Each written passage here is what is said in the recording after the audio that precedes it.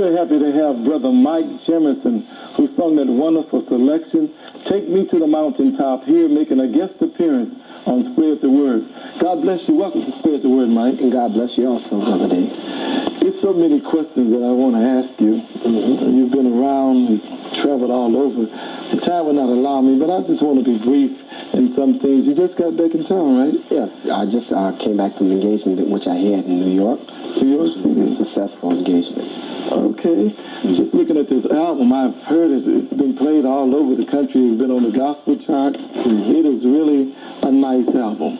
I must commend you for that. Thank you. Could you tell us what's in the future for you?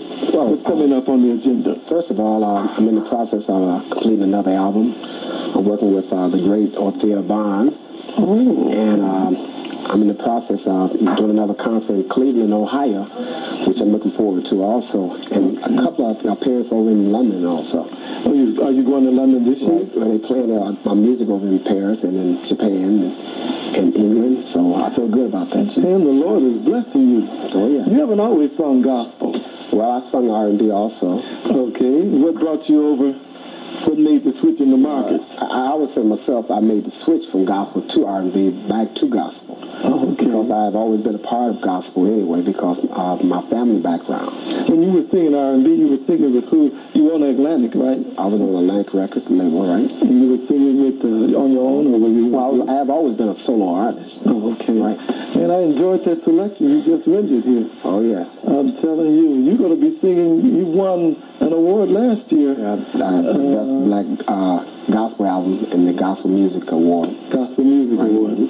Okay, in fact, I was there. That was at the Ford Auditorium here in Detroit. Right here in Detroit. Okay, and I really enjoyed you that night. We're happy to have you to come. And you were born to be a singer. I want you to know that. You were just born. I would love to feel so, because that's something I love to do anyway. You know, it's to sing. And I love praising the Lord in my process of singing.